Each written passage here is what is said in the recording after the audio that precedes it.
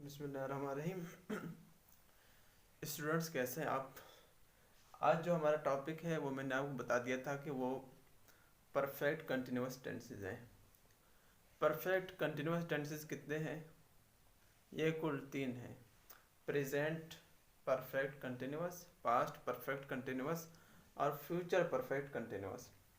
आपको याद होगा कि मैंने शुरू में कि जब मैं पढ़ा रहा था मैंने आपको बताया कि 12 के 12 टेंसेस में 6 टेंसेस इस तरह के हैं कि जिसमें first form of the verb with ING इस्तेमाल होता है।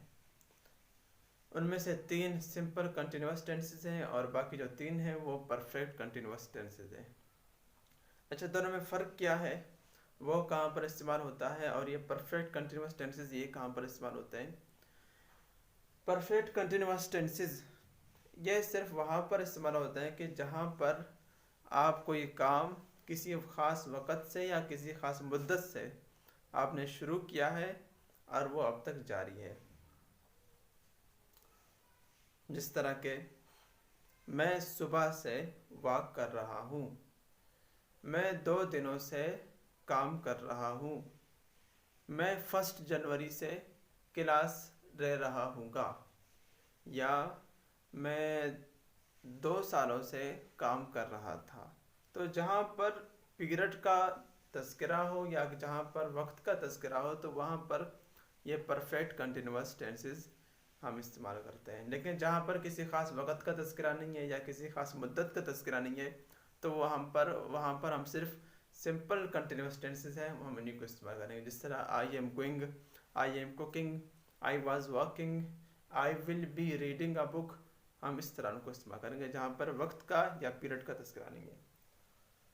इसमें वही हेल्पिंग वर्ब, वही सब्जेक्ट, ऑब्जेक्ट और वर्ब इस्तेमाल होते हैं, लेकिन इसके अलावा इस वर्ब में 2 इजाफी लफ्ज़ भी इस्तेमाल होते हैं।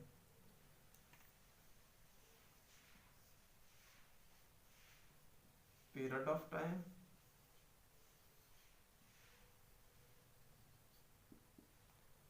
Point of time.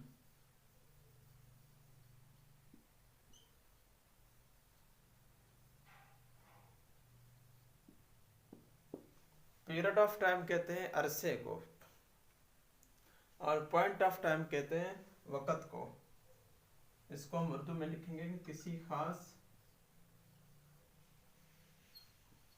मुद्दत से, और ये किसी खास वक़्त से। अगर आपका काम किसी खास मुद्दत से शुरू है तो हम उसे कहेंगे पीरियड ऑफ टाइम। अगर किसी खास वक़्त से शुरू है तो हम उसे कहेंगे पॉइंट ऑफ टाइम। जहाँ पर आपके जुमले में वक़्त का तज़किरा होगा, यानी कोई काम किसी खास वक़्त से शुरू है, तो हम वहाँ पर सिंस का लफ्ज़ यूज़ करेंगे। I am walking since morning, I am cooking since evening. जहाँ पर किसी ख़ास वक़्त का तज़किरा है, किसी ख़ास टाइम का तज़किरा है, तो हम वहाँ पर पॉइंट ऑफ टाइम यानी हम वहाँ पर सिंस को इस्तेमाल करेंगे। और जहाँ पर पीरियड ऑफ टाइम का तज़किरा है, कोई काम आप किसी खास मुद्दत से आपने शुरू किया है, जैसे I am reading a book for 2 days, मैं 2 दिनों से किताब पढ़ रहा हूँ, तो ये 2 दिन जो है ये आपका एक ख़ास मुद्दत है, तो हम इसके लिए फार इस्तेमाल करेंगे। यानी उस मुद्दत का तज़किरा करने से पहले ये फार का लफ्ज़ हम ज़रूर इस्तेमाल करेंगे, और उसी ख़ास वक़्त का तज़किरा करने से पहले हम सिंस का लफ्ज़ ज़रूर इस्तेमाल करेंगे। चलते हैं अब इसके फार्मूले की तरफ कि इसका फार्मूला क्या है। 12 के 12 टेंसेस की तरह इसका फार्मूला भी सेम है, सिर्फ थोड़ा सा फ़र्क है। वही सब्जेक्ट है, फिर हेल्पिंग वर्ब है, और फिर है, मैंने आपको बताया था कि 6 टेंसेस में first form of the verb with ING इस्तेमाल होता है, या fourth form of the verb भी आप कह सकते हैं। First form of the verb with ING plus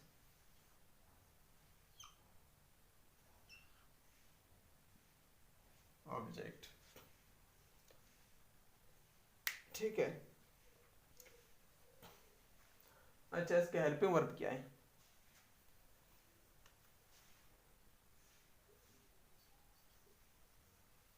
helping verb कल की तरह एक मैं दोबारा ग्राफ आपके लिए बनाता हूँ ताकि आपके लिए आसानी हो।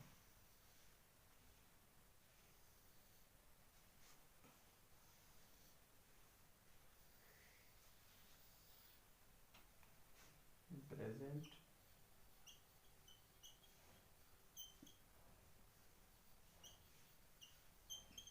पास्ट और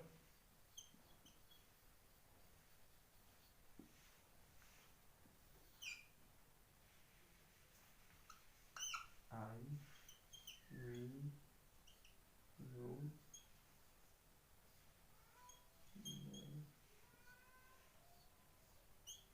ही। ठीक है। प्रेजेंट में इसके लिए हेल्पिंग वर्ब इस्तेमाल होगा। आई के लिए हैव, वी के लिए भी हैव, यू के लिए भी हैव, दे के लिए भी have, he, she, it, singular name in सब के लिए हैज। ठीक है। फिर पास्ट में सब के लिए हेड इस्तेमाल होगा, चाहे आई हो, वी हो, यू हो, जो भी हो सबके साथ हेड इस्तेमाल होगा। फ्यूचर में आई और वी के साथ रिटर्न फॉर्म में, जहाँ पर आप कोई एप्लीकेशन लिख रहे हैं, कोई लेटर लिख रहे हैं, तो वहां पर shall have been,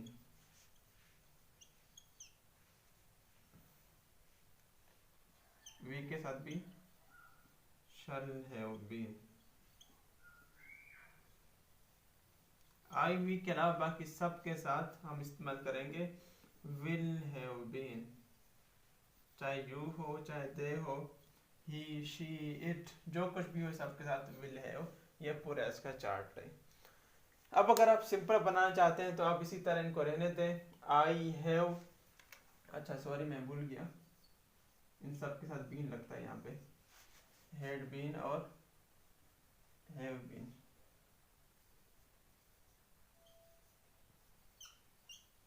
had been, ये हैज बीन। ठीक है। I have been going, I subject, have been helping verb है आपका प्रेजेंट में। ठीक है, जब आपका जुमला प्रेजेंट में हो। आई हैव बीन, फिर first form of the verb plus ING. I have been going, कब से? Since morning. I have been going, Quetta object है आपका, फिर उसके बाद आएगा सिंस मॉर्निंग। ठीक है, प्लस सिंस, फिर प्लस आपका टाइम है या आपका पीरियड है, वो यहाँ पर आएगा। I have been going to Quetta since morning, मैं सुबह से क्वेटा जा रहा हूँ। पास्ट में देखते हैं, I had been reading a book for 2 days। Since लगा दें या फॉर लगा दें। सिंस आपका उस वक़्त जहाँ आप कोई वक़्त का तज़किरा कर रहे हैं, और फार उस वक़्त जब आप किसी मुद्दत का तज़किरा कर रहे हैं। ये चार्ट है, आप ये चार्ट अपने पास नोट कर लें इसी तरह। चलें आप चार्ट मिटा के मैं आपके सामने वैसे सिंपल जुमले बनाता हूँ, ताकि आपके लिए ये जुमले मैंने आपके सामने लिख लिए हैं, आपके सामने मौजूद हैं। ये जो पहला जुमला है ये प्रेजेंट परफेक्ट कंटिन्यूस का है, दूसरा पास्ट में है और तीसरा फ्यूचर में है। जुमला भी है और साथ में तर्जुमा भी है। मैं अभी आपको ये सारा समझा देता हूँ। He subject, helping verb has been, फिर first form of the verb plus ING washing, object clothes, फिर उसके बाद टाइम का तज़किरा है तो सिंस, अगर वक्त का तज़किरा है तो फार, और फिर उसके बाद जो आपके पास टाइम है वही। ठीक है। टाइम कहाँ पर इस्तेमाल करेंगे और वक्त का तज़किरा हम कहाँ पर करेंगे? टाइम का तज़किरा वहाँ पर करेंगे जब आपके पास टाइम फिक्स है, जैसे सुबह से, शाम से, 3 बजे से, 2 बजे से, 2:45 बजे से, 1:15 बजे से, या इस तरह 2017 से, 2018 से, 1 दिसंबर से, 15 दिसंबर से, जो आपके पास फिक्स है वही आपका फिक्स टाइम कहलाएगा, पॉइंट ऑफ टाइम। लेकिन जहाँ पे आपके पास जो बात है वो फिक्स किसी वक्त में नहीं है, तो मुद्दत कहलाएगा। जैसे 2 सालों से, 3 घंटों से, 4-5 दिनों से, 2 हफ्तों से, तो ये ख़ास मुकर्रर नहीं है, तो इसको हम मुद्दत कहेंगे। जिस तरह हमारे पास यहाँ पर है 1 दिसंबर, तो ये हमारे पास तय है कि 1 दिसंबर से, तो ये सिंस इसके साथ इस्तेमाल होगा। यहाँ पर 2 सालों से, ये फिक्स नहीं है 2 सालों से। अगर यहाँ होता कि 17 से, 2018 से, 2019 से, तो हम सिंस लगाते हैं, लेकिन ये फिक्स नहीं है, तो ये मुद्दत कहलाएगा और इसके साथ फार लगेगा। फिर यहाँ पर इवनिंग से, शाम से, ये भी हमारे पास वक्त जो है वो मुकर्रर है, तय है, तो यहाँ पर इसके साथ सिंस लगेगा। ये प्रेजेंट का है, ये पास्ट का है और ये फ्यूचर का है। He has been washing cloth since 1 December, वो 1 दिसंबर से कपड़े धो रहा है। जैसे आप अपने पास कोई मुलाजिम रखते हैं और आप इसका जो तारुफ करवाते हैं किसी से, तो आप कहते हैं कि he has been working since 1 December. आप उससे कहेंगे कि ये मुलाजिम हमारे पास 1 दिसंबर से काम कर रहा है। फिर दूसरा पास्ट में है, you had been playing football for 2 years, तुम 2 सालों से फुटबॉल खेल रहे थे या खेलते रहे थे, बल्कि खेल रहे थे ज़्यादा बेहतर रहेगा। आप 2 सालों से फुटबॉल खेल रहे थे। फिर तीसरा फ्यूचर में है, I shall have been going to Sibbi since evening, मैं शाम से सिब्बी जा रहा हूँगा। बिल्कुल सिंपल है, इजी है। अगर आप इसको नेगेटिव बनाना चाहते हैं या आप इसको इंटरोगेटिव बनाना चाहते हैं, तो इसका फार्मूला भी वही है जो मैंने आपको पहले बता दिया था, कि आप हेल्पिंग वर्ब को उठाकर सब्जेक्ट से पहले आप लगा दें और आखिर में आप साइन ऑफ इंटरोगेशन लगा दें, तो आपका हेल्पिंग ये इंटरोगेटिव हो जाएगा। लेकिन अगर आपके पास जो हेल्पिंग वर्ब है वो एक वर्ड नहीं है, 3-4 वर्ड्स में है, इस तरह हैज़ बीन है या शल हैव बीन है, तो उसका जो पहला लफ्ज़ है हैज़ या शल, तो आप इसको उठाकर सब्जेक्ट से पहले लगा दें और बाकियों को यहीं पे छोड़ दें। Shall I have been going to Sibbi since evening, क्या मैं शाम से सिब्बी जा रहा हूँगा।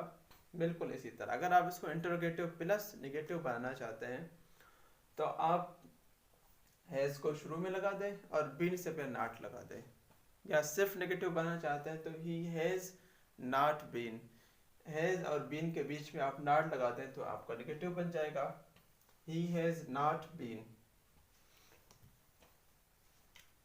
ही has not been washing cloth since 1 December, वो 1 दिसंबर से कपड़े नहीं धो रहा है। आपका मुलाजिम काम नहीं कर रहा है 1 दिसंबर से, ठीक है। अगर आप इसको इंटरोगेटिव प्लस नेगेटिव बनाना चाहते हैं, तो आप इसको यहाँ से उठाकर यहाँ पर लगा दें और इसको आप कैपिटल वर्ड में न लिखें बल्कि सिमिलर कर दें, ठीक है। Has he not been washing cloth since 1 December, वो 1 दिसंबर से कपड़े नहीं धो रहा है। बिल्कुल इजी है, कोई मुश्किल नहीं है। अगर आपको कोई समझ में नहीं आया कहीं पर भी, तो आप मुझसे पूछ सकते हैं, मैं आपको बता दूंगा और बताने में कोई झिझक महसूस नहीं करूंगा। फिल वक्त के लिए इतना ही। कल हम इंशाल्लाह हाजिर होंगे नए टॉपिक के साथ।